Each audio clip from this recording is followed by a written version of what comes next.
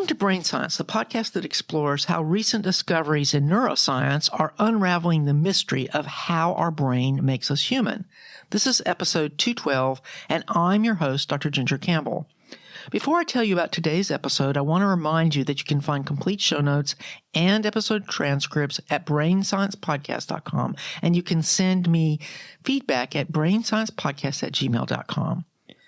Today, I am sharing an interview with Thomas Metzinger, author of The Ego Tunnel.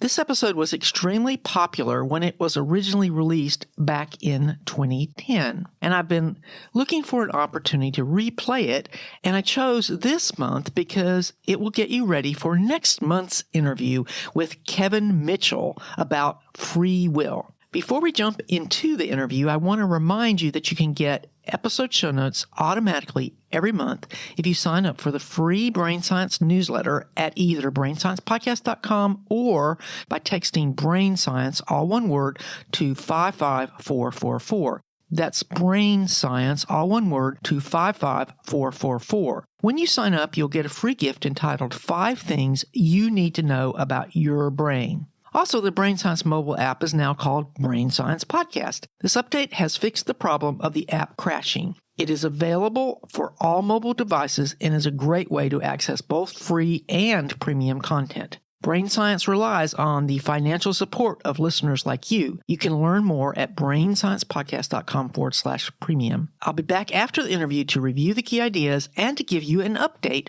on my move to New Zealand.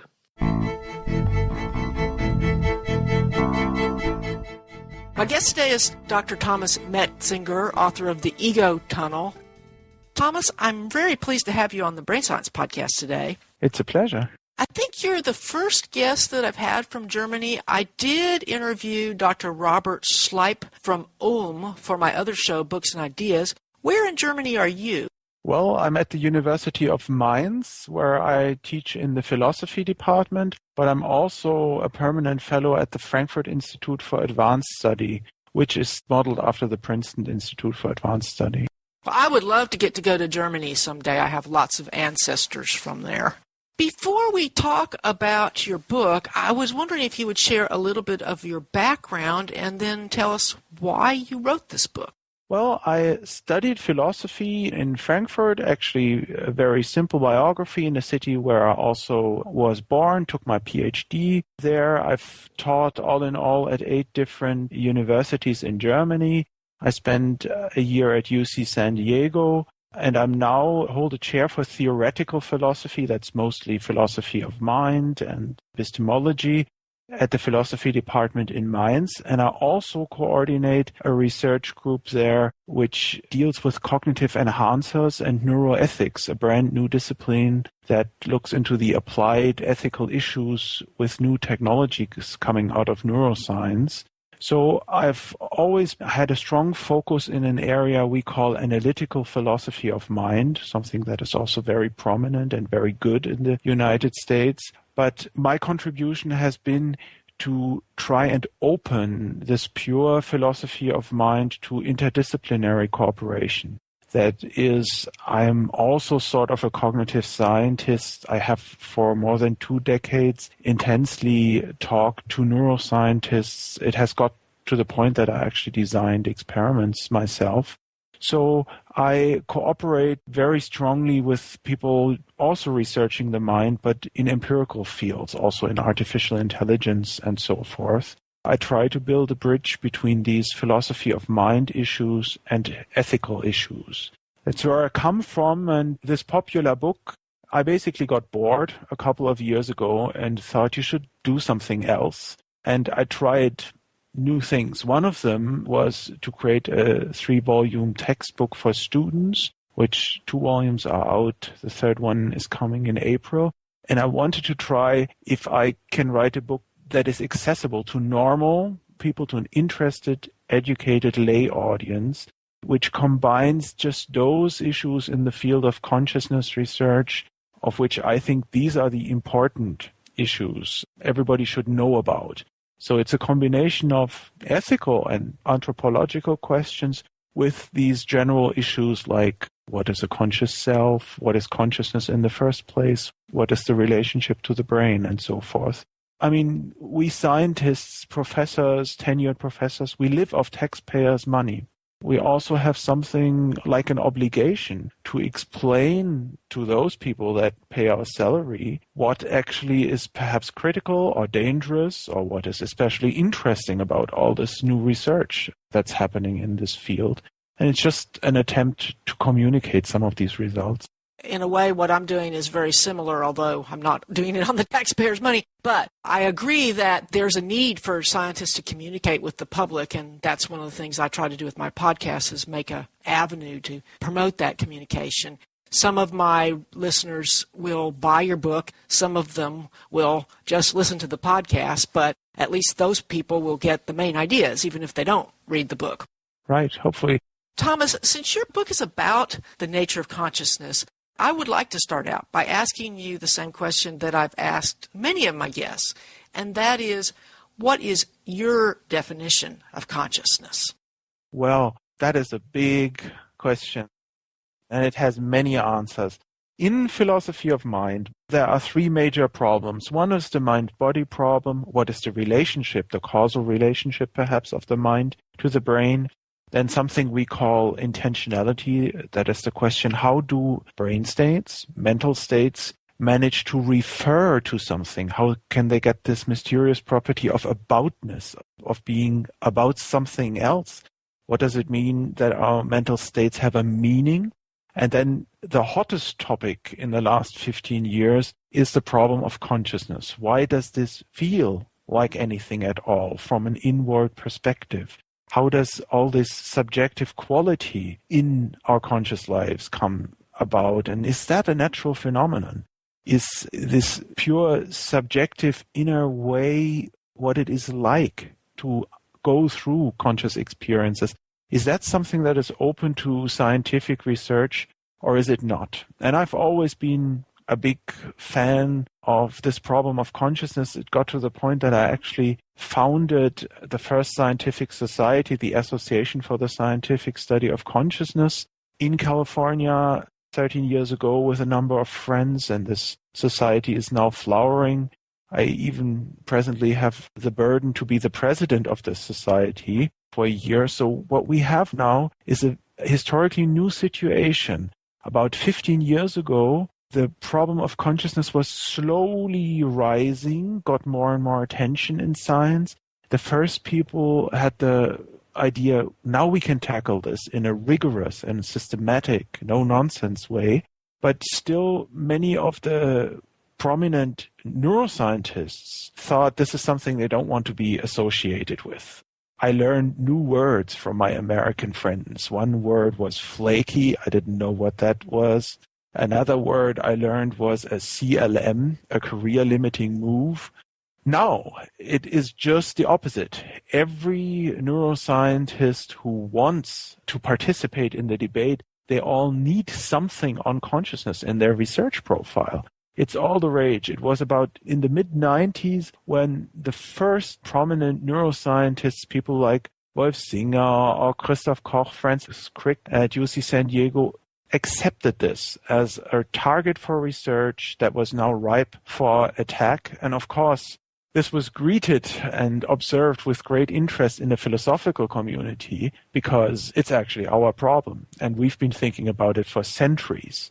And now we have this very interesting new situation that there is this mixed research community, cognitive scientists, neuroscientists trying to tackle the problem, and philosophers trying to make a contribution by laying conceptual foundations and so forth. So the answer to your question is, it is not one problem. It's a whole bundle of problems. One is, for instance, what philosophers call the unity of consciousness, the problem of global integration. If you wake up in the morning and you become conscious, then one single world appears to you. Why is it one? If the unity of consciousness experience gets lost, you usually have a serious psychiatric illness. It's an achievement in its own right that we live in one world when we're conscious, in one unified situation, This problem is so simple that most people overlook it. Another example is, what is a lived moment? This experiential fact that you are now present. There's not only this multimodal scene, the room you're in, the sounds you're listening to, but there is a representation not only of space and objects, but of time. You are located in a temporal order. There's a past and there's a future, but consciousness is always now, the nowness of it all. That's another problem that needs to be solved. I'm, of course, as a philosopher, I'm a fan of the biggest of them all. I think the most difficult problem is, why is this subjective? What does that mean? It means that as a target phenomenon for scientific research, consciousness is unique because it is always tied to an individual first-person perspective. It is you who are experiencing all this. It is tied to a subjective point of view. Chemical states, physical states, neurobiological states, neurocomputational states in your brain, they don't have that property. They can be described from the outside. As philosophers say, from the third-person perspective. We can do objective science about them, about neurocomputational properties of the conscious brain and so forth. That's not a principled problem. But then there's this mystery that they're always someone's experiences. And in a moment, you say that you flip from the third-person perspective into the first-person perspective. We want to know what my experience actually is. And that is something we haven't properly understood. You know, science always deals with publicly observable objects. But my very own sensation of green, or my very own feeling of happiness and relaxation, is not a public object. It is, in a sense which we haven't fully understood, subjective. That's the problem I'm interested in. I guess that I was really wanting to start with the working definition that you gave in your book. Why in the book did you pick the phrase, consciousness is the appearance of a world, as your working definition? I'm going to assume it's a working definition since that's the way you defined it in the book. Well, for a popular, accessible book, I needed a simple working definition. And the appearance of a world is just that.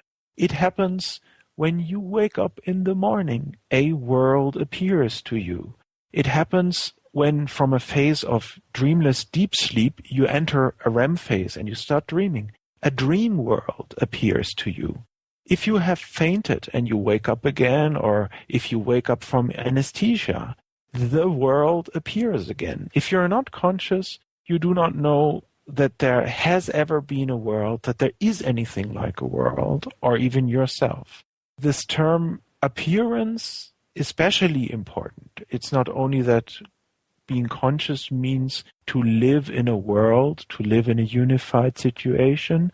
The core of the problem is what philosophers call phenomenal consciousness. And the word phenomenal exactly means that, how it appears to you from a subjective point of view.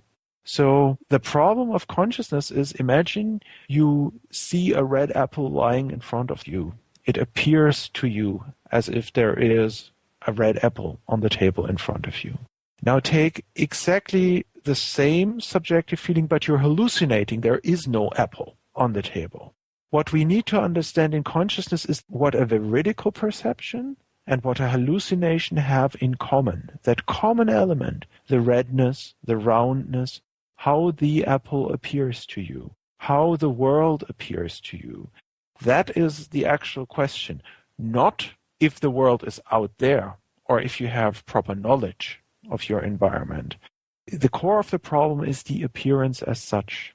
So even if you're hallucinating, that's still a form of consciousness, so that's what you're really interested in, is how that's happening, not what's out there. Right. So, of course, our mental states give us knowledge. If our perception is a correct perception of the outside, then we are somehow in contact with the world. But we can have exactly the same conscious feel, the same appearance, even if we're dreaming or if we're hallucinating. The problem of consciousness is about this appearing, the feeliness, the qualitative content of it, not if it's veridical.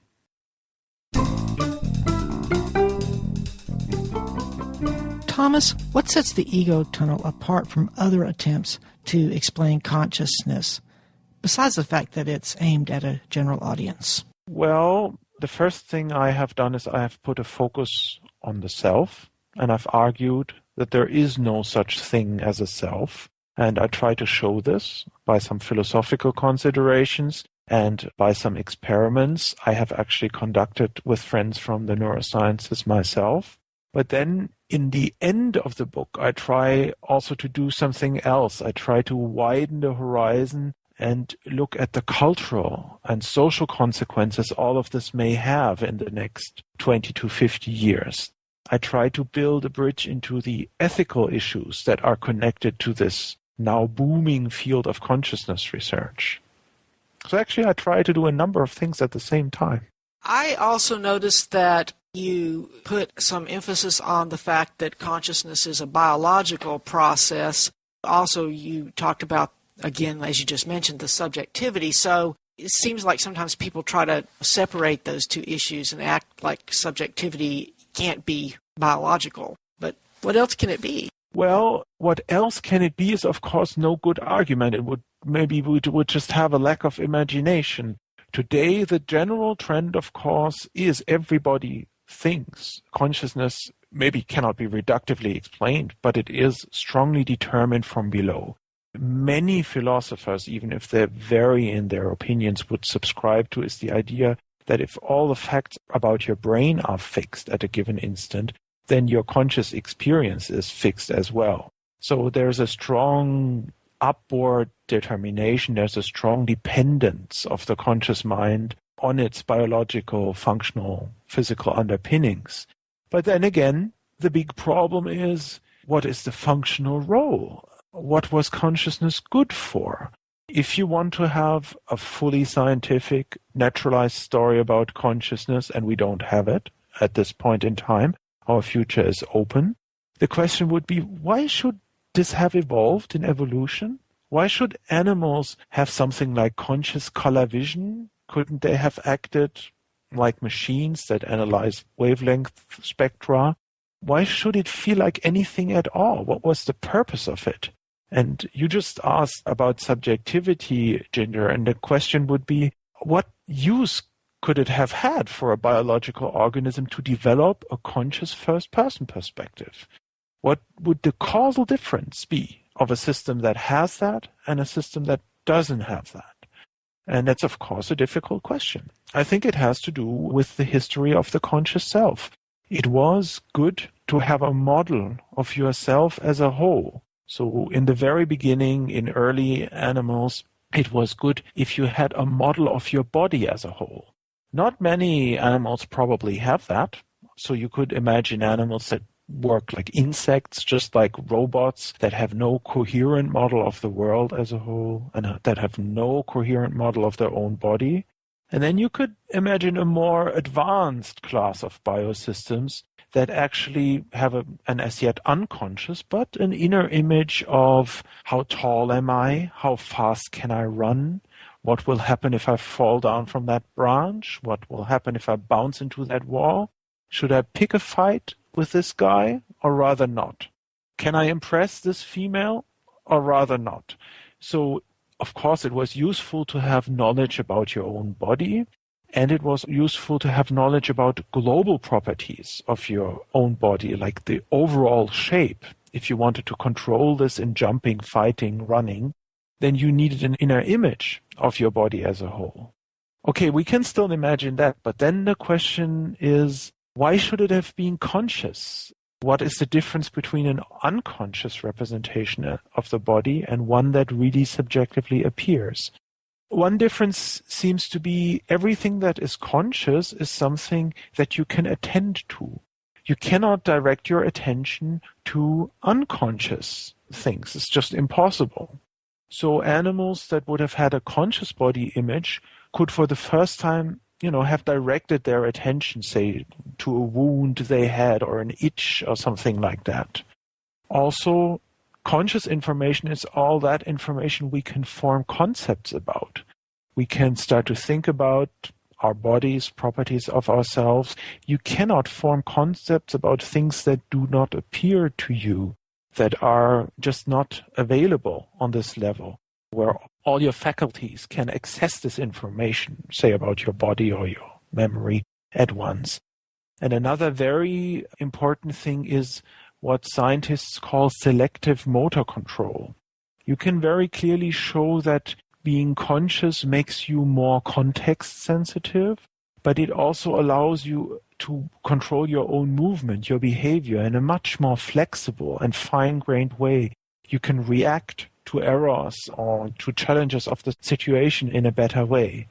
Say, take a sleepwalker. A sleepwalker, a human being that is unconscious, very likely has an unconscious body schema, a body model, and walks around. Many people think they are safe. As long as you don't wake them up, nothing happens to them. If they're up on the roof, a sleepwalker, the worst thing you can do is shout at them and wake them up. It's actually not true. Sleepwalkers hurt themselves. Sleepwalkers do run into furniture and into walls. Sleepwalkers do fall downstairs. They are not completely safe like a little child. Why? Because they are not very context sensitive. They are more like a simple robot. They walk ahead. Turning a corner is already quite difficult for a sleepwalker. Reacting to, obstacles and stuff like that doesn't work as well.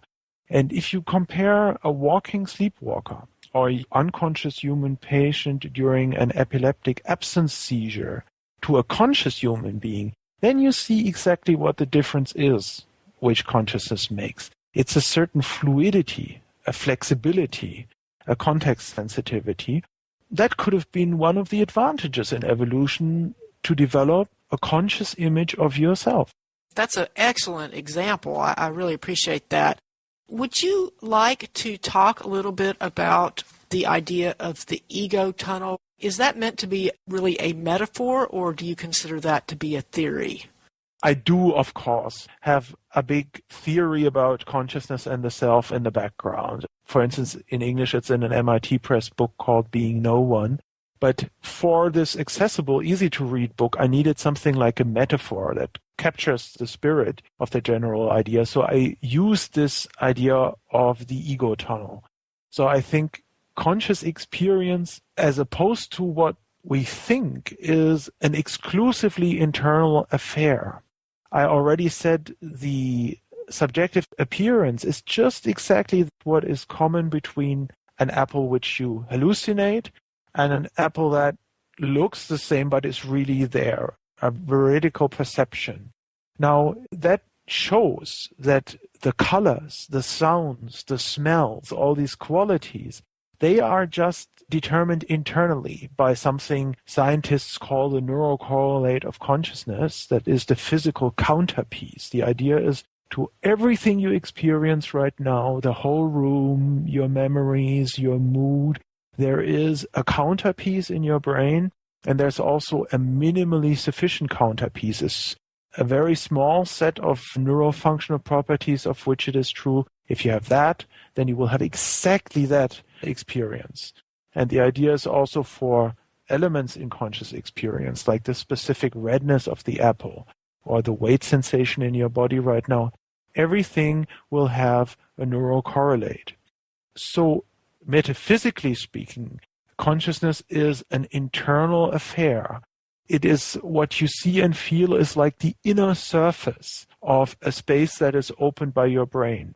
This does not mean that I'm saying there is no outside world. There is an outside world. But as your physics teacher, for instance, already told you in high school, there are no colored objects out there. There are just wavelength mixtures. The green and the red and all the colors you experience, they are properties of the models, the internal models your brain creates of reality. I mean, it gets even worse. If you ask physicists and philosophers of physics, they will tell you there aren't even objects on any level of reality. If you start thinking about this, then you realize you are actually moving through a model of reality. And conscious experience is, so to speak, Mother Nature's own virtual reality, much better than anything we create right now with our large computers and VR technology. It was developed millions of years ago. It is a simulated internal space. Now, the big trick about it, the really fantastic invention is that we don't have the feeling to move inside and purely internal space. We all have the feeling that we are not in our brains, like in a lucid dream, walking through ourselves, as it were. We have the feeling of being present in the real world. And that is actually a major achievement. You could describe it as a specific illusion, but it is a major neurocomputational achievement of the human brain, the sense of presence as a self in a conscious scene. I call this a tunnel just to draw attention to the fact that the consciousness of it all, the appearance itself, is an exclusively internal affair. You don't need eyes to have the experience of being sighted. We all know that in dreams we can have the experience of seeing. In principle, you could create all this experience for an old philosopher's story, a brain in a vat that was appropriately stimulated from the outside. All of this doesn't mean that there is no knowledge about the outside world. Of course we have knowledge, and of course there is causal contact to the outside world. But just this one aspect of it, the subjective feeling, is actually an internal affair. Now, if you look at consciousness as a whole, and you describe it as a tunnel, a dynamic, high-dimensional tunnel, and all the sensory qualities are actually something like paint on the inner surface, just that surface is not like a normal tunnel, which you have known before, but it's a high-dimensional tunnel. It has a sound surface, and it has a gut feeling surface, and it has even an emotional surface. It has smells and tastes. This is all, so to speak, the very, very thin inner surface of this dynamic process that is going on in your brain while you're conscious. But the most striking characteristic in this ego tunnel, that's why I coined this metaphor of an ego tunnel, is that there's almost, not always, but almost always, somebody there who lives through the experience, somebody who has these gut feelings, somebody who sees these colors. That's, I guess, is the second great invention of Mother Nature. It didn't only create these internal models of reality which organisms could use to successfully navigate the world, but it also created something like a user illusion. One way to look at consciousness is as follows. Our nervous system got so complex, much too complex to control. The brain got too complex to control itself. So what it needed was something like your Windows desktop. It needed a user surface, a simplified model of what is going on there and what can be done, what can be controlled. Now, the ego, your conscious self, is the mouse pointer on that desktop. It is the one part of the overall model that tells the animal, you are here and now. You are this, and you are in control. That is how the sense of self emerged. And that's, of course, another fantastic invention to portray not only reality as consisting of objects and colors, but as something that is seen by a self. I tried to capture this idea by the metaphor of an ego tunnel.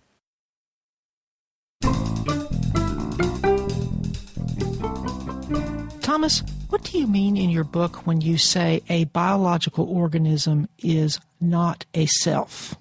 All I'm saying, and many people have said that before, is that what we refer to as a self or the self is certainly not a thing. It's not a thing in the head, and it's also not a thing outside the physical world in some metaphysical dimension.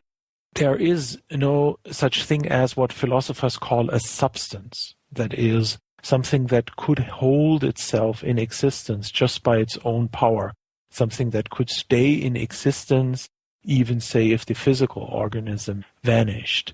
Many philosophers have said that. Derek Parfit has said that, David Hume has said that. Buddhists have had that point 2,500 years ago, but we are now approaching a deeper and more detailed understanding. Of course, we have a conscious self. I don't deny that. We have the conscious experience of being someone. But the idea is that we can explain and predict everything we want to explain and predict about human beings without using the concept of a self. Just as scientific psychology has long stopped using the notion of a psyche and a soul as a theoretical entity, it's just not needed. You can predict everything you want to predict about human beings with simpler theories, with simpler concepts. In the same way, we don't need the assumption of a substantial self anymore. We can explain the emergence of self-consciousness, but also intelligent behavior, cognition, all these things, without assuming that there is a thing, a self, the self. In a first approximation, we can say what we have called the self or our self in the past is not a thing, but it's a process. And it's a process that's not always there. Sometimes the process is switched on. For instance, when you wake up in the morning, then the system which you are, in my way of speaking, so to speak, boots its phenomenal self model. That is, it activates a conscious image of itself as a whole. You suddenly realize, there's a body as a whole, and I can control it. I can get up. There is global control over this entity. I'm aware now. And that is the earliest emergence of the sense of selfhood, this availability for global control. If an animal discovers that about itself, that it can exert global control over its body, that sense of control is one very important building block for the conscious sense of self. That was, of course, helpful, but it doesn't mean that there is a thing. There's a certain functional property that comes about in the nervous system. There's a certain image, a representation of yourself as a whole, and that in the case of human beings, that's certainly not only the body. It's also social relationships. There are not only neural correlates of consciousness, there are, of course, social correlates as well. It has to do with the past. There is an autobiographical self-model in most of us, an image of our history, of our past, our childhood, our experiences. Then there is something that's, so to speak, cast ahead into the future. We have plans, desires, needs, goals. They are part of this self-model as well. As this gets richer and complex, you get the human variety of an ego, but the whole thing is just an intermittent process. In dreamless deep sleep, there is no such thing as a consciously experienced self. And in the dream state, the conscious self is very different from the self in the waking state. So I think we can explain and understand everything we want to understand about ourselves with much simpler conceptual tools. For instance, the notion of a representation in the nervous system. So basically saying that there's no such thing as a self is basically saying there's no thing separate from what our brain and body creates through its processes. No non-physical self? That's true. I mean, one has to make a very clear distinction here. The existence of a non-physical substantial self always remains logically possible. And it also remains logically possible that we have two selves. And it also remains logically possible that we have two non-physical selves and a Dudu and a Dada. The question is, what is the minimal set of assumptions we need to make? That's the rational approach, the scientific approach, to understand what we want to understand. All I'm saying is we don't need the assumption of a non-physical self for that. It always remains a logical possibility, of course. Well, that makes sense to me. I think I was a little bit confused about what you were getting at when I was reading the book. So I thought maybe some other people might be too. You yourself have a lot of interest in experiences that neuroscientists as a whole have tended to want to ignore, things like out-of-body experiences and dreaming. I got the impression from your book that you feel any good theory of consciousness really has to take into account these kinds of phenomena, right? Yes, I think if we want to do research about consciousness, we have to take the target phenomenon serious. And human consciousness is a very rich phenomenon. It has many special cases. We have spiritual experiences, deep mystical experiences. We have spectra of serious psychiatric disorders where people, for instance, will claim that they don't even exist themselves, where living people will claim that they are dead in the so-called Cotard syndrome. That is something that is very interesting for philosophers, because we have, for instance, Descartes, who claimed in the 7th century that he knew with certainty about his own existence. And if then there are conscious human beings who claim with certainty to know that they do not exist, that's of course interesting. Anybody who has a serious interest in the human mind will take all sources of information. So many of these naturally occurring altered states of consciousness, but also many psychiatric syndromes, are important for philosophy of mind because we can learn something from them. We can learn what is necessary and what is perhaps only sufficient. If we know A and B usually occur together, and then we can show there are cases where B occurs without A and A occurs without B, then we know something. We know something about the architecture of the human mind. That is why I have for many years used what I call neurophenomenological case studies. I've looked at simple cases where after a certain brain lesion or in a psychiatric condition or under the influence of some psychoactive substance, specific contents of consciousness are missing, amplified, and so on. We can learn about the human mind if we take these phenomena serious and if we interpret them and analyze them in a sober way. Here we come to the CLM point again, to the career-limiting move, of course. Most people that have an interest in altered states have an interest because they're pushing some metaphysical agenda, or they have some ideology they want to defend, or they think these states prove something they have always wanted to believe in. That's not what I'm interested in. I'm interested in what can be separated. And in this context, I've also thought that out-of-body experiences, about which we have reports from all cultures over the centuries, would be very interesting if we want to understand the process by which we experience ourselves as an embodied self, and not only as a subject, but as something that is deeply tied also into physical interactions with the physical world around it. We don't experience ourselves as pure egos. We are human beings with emotions, and we fill a certain volume in space. So there is this bodily sense of selfhood. I occupy a volume in space. But then there is another aspect of selfhood. I am like a little point behind my forehead. I'm like between my eyes, the origin of the visual perspective. I have this feeling as if I was a little man sitting behind the windows of the eyes and peeping out into the world. We know that's an illusion. We know we find no little man there. But these are, for instance, two aspects of selfhood: the felt self-location and the position from which you see. Normally, that's almost always integrated.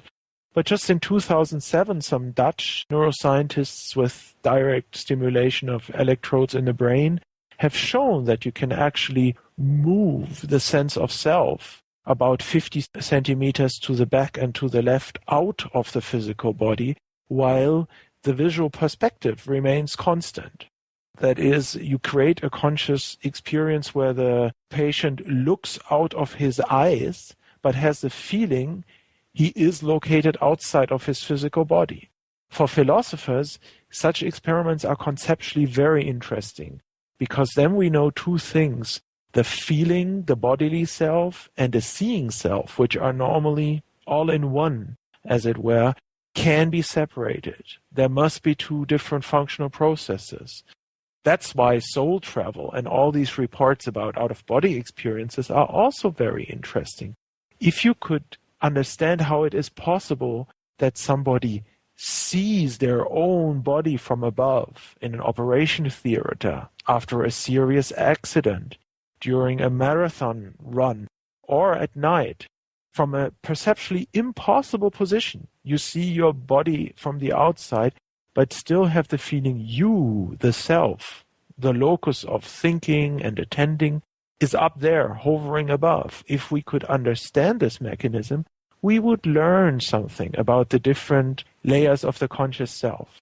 I have had some of these experiences spontaneously as a young man a quarter century ago, so I had an interest in it, but I saw that almost all of the literature was terrible crap.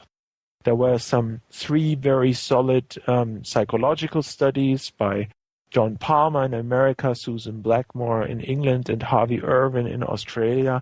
And all the rest was just New Age nonsense, just people who wanted a proof for the afterlife. That was before Olaf Blanc came along. That's right.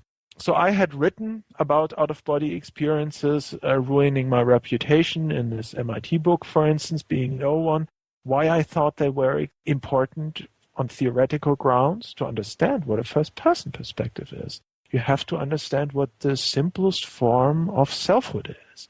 And then Olaf, for the first time, he made a big splash in 2006, caused something very much like an OBE in a young patient in Geneva in the hospital, preparing for surgery. You have to test some things out with an electrode in the awake patient. Then, for the first time, a number of us had the feeling, now we have a grip on the phenomenon. Now we know it can be caused by an electrode in the brain with a very local stimulation. And then we set up a research program together. So I'm in there as a philosopher, and they have a fantastic lab, and there are other groups in Sweden and England who are doing all this. I said, listen, there is this famous rubber hand illusion, which all your listeners can try immediately at home if they have a rubber glove or a rubber hand they can put on a table and put the corresponding hand under the table. And can you explain this to people on the show, how to make that experiment so that I don't explain it? Sure. You have a great explanation of this in your book, I think around page 4. Basically, the idea is that your real hand is hidden and all you can see is the rubber hand. The rubber hand and the real hand are stroked by a brush or Q-tip simultaneously. Within a few strokes, you begin to have the illusion that you can feel the rubber hand being stroked instead of your real hand. I just take it from there. In 1998, the famous rubber hand illusion was discovered. Here you have a typical example of a philosopher talking to neuroscientists. I went to my friends and said, listen, we need a whole body analog of this. We need a whole body misidentification, just like the rubber hand illusion. And as usual, it's the tragedy of my life. My friends in the neurosciences say, it's a good idea, Thomas, but it's technically not feasible. Sorry, we can't do that experiment because you never see yourself from the outside. Then I mumbled something complicated, philosophical, and said, you just go one meta-representational level above. Must be possible. You have something like a simulated body. And then they said, wait a minute. We have a very good virtual reality lab at our university.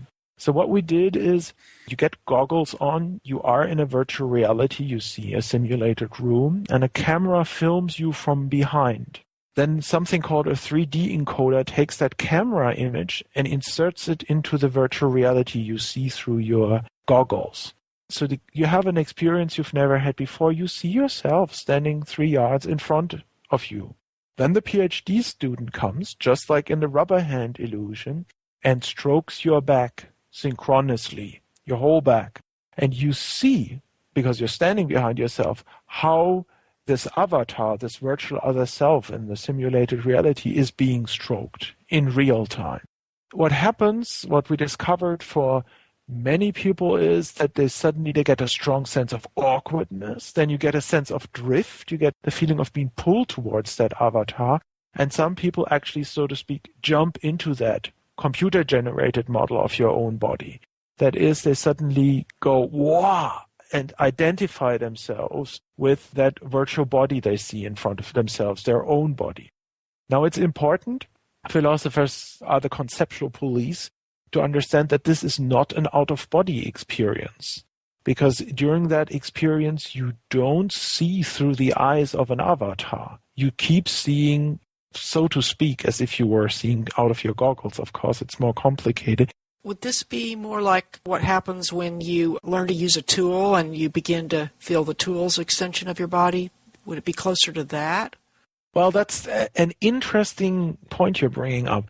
We know a number of things. We know the rubber hand illusion. We know that every healthy person, everybody of your listeners can try this out. If you take a cane, a stick, and you blindfold your eyes and you just try to walk with the stick like a blind person, after less than 30 minutes, you get tactile sensations in the tip of the stick you're using. And experiments in monkeys have shown that when they use a rake to reach for a food pellet, a raisin or something that is out of reach for them, to simplify things, the representation of the rake, of the instrument, is embedded into the representation of their body in the brain. That is, we have the self model, and when we use a tool, we can do this because we embed it into a control hierarchy, so to speak. We fuse those two images in our brains. That's, by the way, it's a very important point about the evolution of tool use. You needed, at least I claim, a specific kind of self-model to be able to use tools. That is why we humans are so much better than chimpanzees. It's not the genome, it's the self-model that makes the difference from the ape to the human being. In any case, in that line, the point you just brought up, you could say the avatar we are offering to our subjects in cyberspace is something like an opportunity for something to identify yourself with.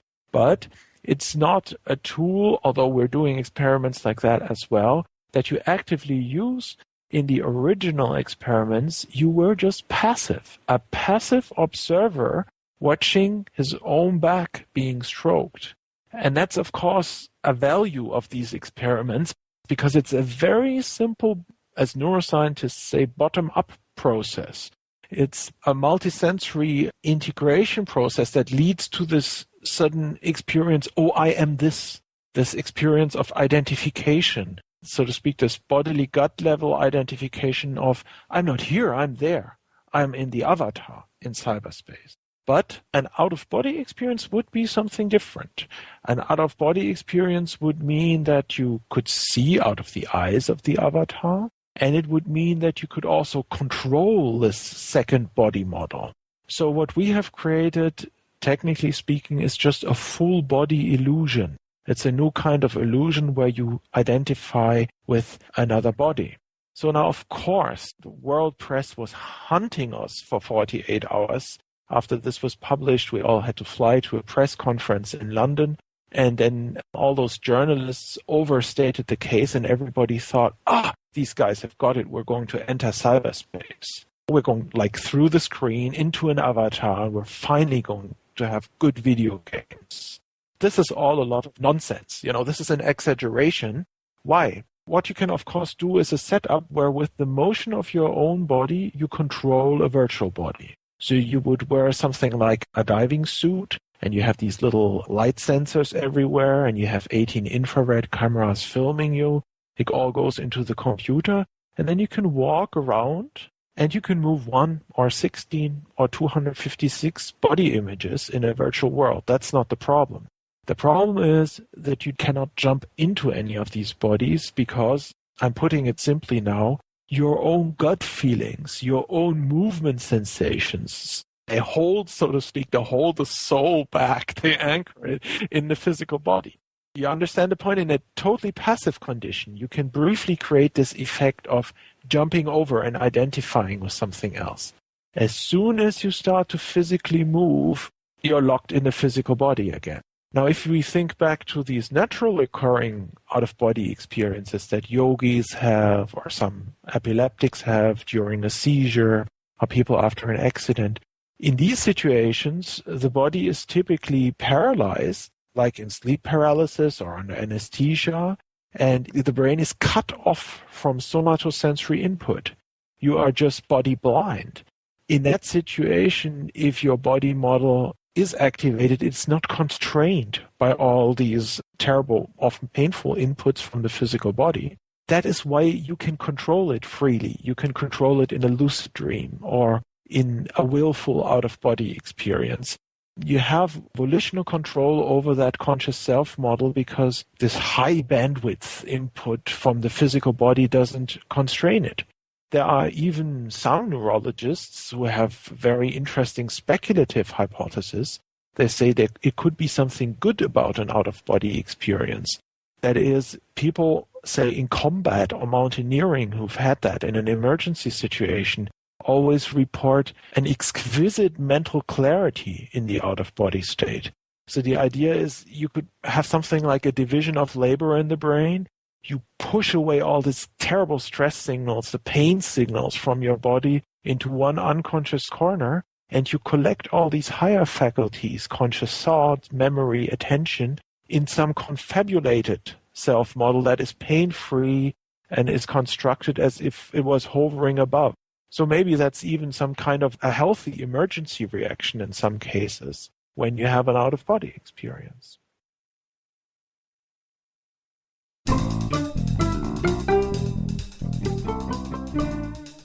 It sounds like your experiments indicate that our sense of, you were talking about your sense of yourself as your body, that it's related to both our sensory inputs and our movement, our motor inputs, because both of those are usually missing when you have an out-of-body experience. That is absolutely correct, Ginger. One thing many people overlook is we don't only have colors and sounds and everything from the outside, but there is one perceptual object from which the human brain can never run away.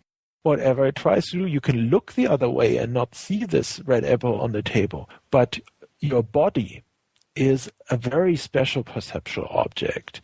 It always bombards the brain with a lot of information from the muscles, from the tendons, from your guts, blood pressure, body temperature, weight sensation. A very important aspect is also in out-of-body experiences, the vestibular organ, the sense of balance. All these things feed automatically into your body model, and they hold it, firmly tie it to that input source. The body model is also philosophically interesting because it's the only image in our mind of which the object of reference is always there. You may have a distorted representation of your body, but that thing is certainly not a hallucination. It is as if it had intrinsic meaning, as philosophers sometimes say. It has a guaranteed reference. Your body is always there. Now, if one looks at scientific research about the human self-model, one sees that loops, sensory motor loops, play a very important role. For instance, if we reach for an apple, we need something scientists and philosophers call a body emulator. If you were to wait until you see the visual input, you see your hand moving towards the apple on the table, if you were to wait, that would be much too late. You have to have an internal model that gives you a simulated feedback of how would my arm feel? What tactile sensations would I get if I move like that? So in having fast, efficient, and flexible body movements, it turns out we need something like an efference copy, a body emulator, something that tells the brain ahead of time if this is the correct movement and what kind of feedback to expect. So this also gives us the capacity to correct a hand movement online. If we see we don't move absolutely right and we have to correct this line of reaching, we do this unconsciously through a body model we already have. We don't wait for the conscious visual input. Many things show us that waiting for conscious experience in many situations wouldn't be such a good idea. For instance, 100-yard sprinters, if they wait for the conscious experience of the shot in the starter's pistols, the other guys would already be 1.5 yards out. You react to an unconscious sensation that can be shown. Expert tennis players cannot play by conscious vision. These balls are just much too fast. So there is something like a much larger unconscious body model in us, and it guides us in a lot of our unconscious behavior. A good goalkeeper is exactly somebody who has trained certain moves so many 10,000s of times that he doesn't have to rely on conscious experience anymore. That's what makes a good athlete, that he has trained his unconscious body model. And all this plays into the very special role of the body as a perceptual object. Now, there are some situations where we are body blind. We have no body information. For instance, if we wake up from anesthesia after surgery, I have tried this. For me, it hasn't worked, but in the scientific literature, you find many people have out-of-body experiences in the wake-up phase after anesthesia. They have experiences of floating, of a second body. Some have experiences of looking down. Somebody lying on the street after an accident, you have exactly the same situation. You are cut off from this perceptual object, the body. The brain is trying to figure out what is going on. And it confabulates a second body, which has exactly the same shape often. But for instance, it has no weight sensations because there are no weight sensations. So the very natural conclusion is, wow, I'm light. Just think of flying dreams, right? Yeah, I must be able to fly, and so on and so forth. We are just about out of time. You've got so many great ideas in your book that we haven't even got to. You could probably have a whole conversation on the ethical aspects in the last part of your book. Is there anything that you really want to tell my listeners that we haven't had a chance to talk about? So one thing I think we have to take care of is that we're living in a historical epoch. There is something happening that many people like to repress. I call this the naturalistic turn in the image of man. That is, our image of ourselves is changing through all of this research, if we want it or not. And this image, this new image of man, is a departure from many traditional images of man. It looks like everything, even our mental, psychological properties, are the result of an entirely natural bottom-up process of dynamical self-organization over millennia. We must come to terms, for instance, with the insight that not only our genes and our bodies are results of a process that knew no foresight. Evolution was driven by chance events.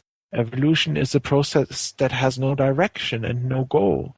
But now, through evolutionary psychology and neuroscience, we learn that even our mental properties are results of a process that had no direction, that pursued no goal.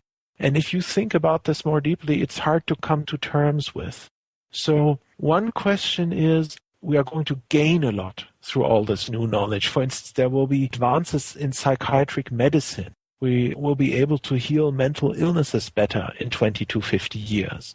There's a lot of good things coming to us, but there's also a price to be paid. And the question is, what will be the psychosocial costs? How will the general population react to this new understanding of ourselves as entirely natural, very likely mortal beings? Will there be an escape back into fundamentalism? Or will there be something like vulgar materialism flowering in society, a primitive form of hedonism? We all have to think what we want to do with all this knowledge together and the new potentials for action, because something that is coming out of neuroscience, and that's the last thing I actually want to draw your listeners' attention to, is neurotechnology. We will gradually, but better and better, we will be able to influence not only the brain, but consciousness itself.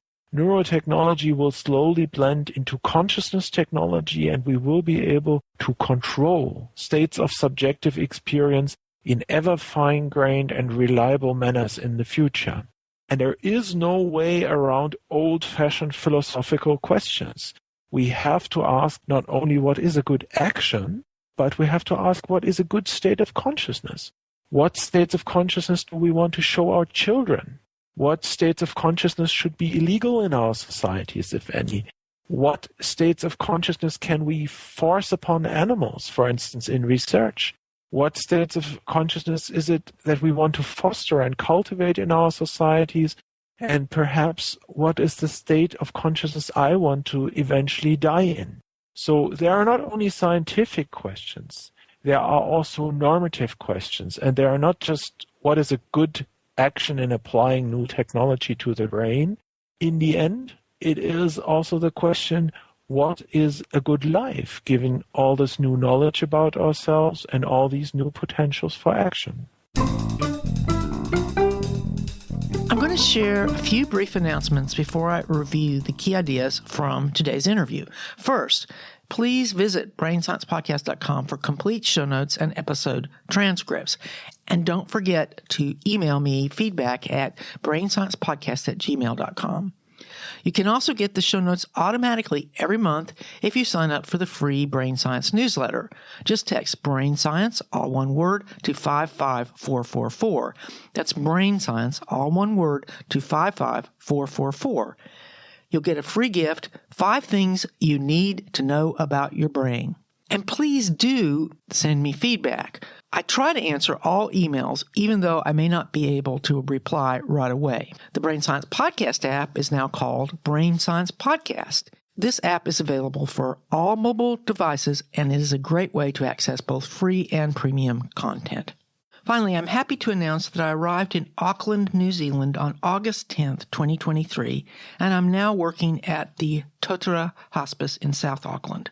Over the years, I've talked a lot about the value of learning new things for promoting and maintaining our brain plasticity, but I have to admit that moving to a new country has been challenging.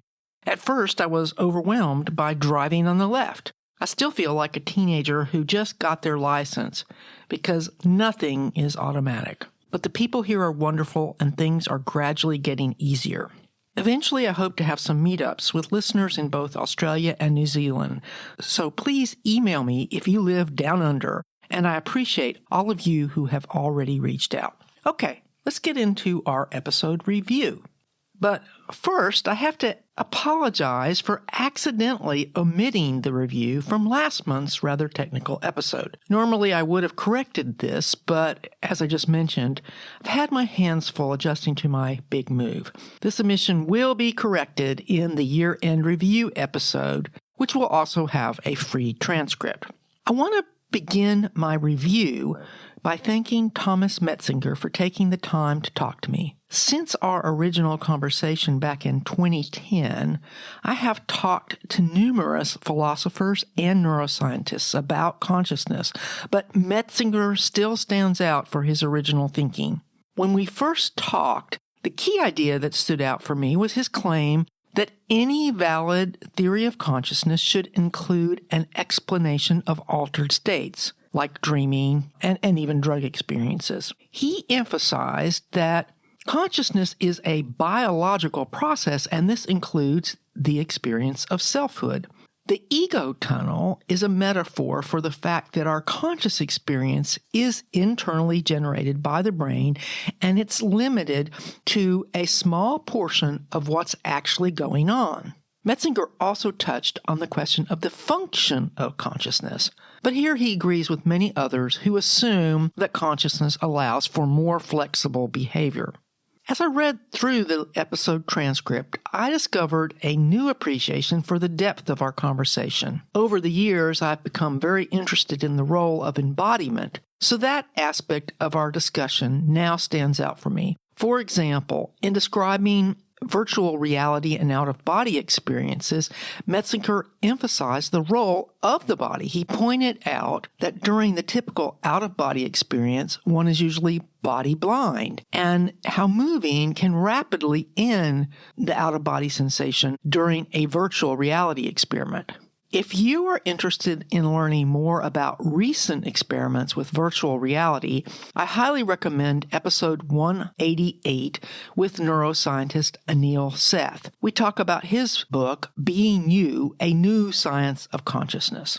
Near the end of the interview, Metzinger expressed concern about how the general population will react to what he called, quote, this new understanding of ourselves as entirely natural, very likely mortal beings, end quote. He asks, quote, will there be an escape back into fundamentalism, or will there be something like vulgar materialism flowering in society? A primitive form of hedonism. We all have to think about what we want to do with all this knowledge. End quote. I hope this interview has stimulated your interest. As Metzinger mentioned, there was a time when trying to study consciousness scientifically was considered a career-limiting move. Thankfully, this is no longer the case. Next month, we will be talking with Kevin Mitchell about another fundamental question. Does what we have learned about our brain mean free will is an illusion? Many scientists and philosophers say yes, but Mitchell makes a convincing argument that free will, the ability to make real choices, is a fundamental part of our evolutionary heritage. You won't want to miss this conversation, so be sure to sign up for the free Brain Science newsletter so that you will get the show notes automatically. I want to close by thanking those of you who support the show financially via MyLibsyn Premium, Patreon, or individual donations. If you go to brainsciencepodcast.com/premium, you will find a table to help you determine which option fits your needs. And even if you can't contribute financially, you can help by sharing the show with others. And don't forget that you can find Brain Science anywhere that you listen to audio, even on YouTube. Thanks again for listening. Until next month, please check out my other podcasts, Books and Ideas, and Graying Rainbows. I look forward to talking with you again very soon. Brain Science is copyrighted to Virginia Campbell, MD. You may copy this episode to share it with others, but for any other uses or derivatives, please contact me at brainsciencepodcast@gmail.com. The theme music for Brain Science is Mind Fire, written and performed by Tony Catraccia. You can find his work at syncopationnow.com.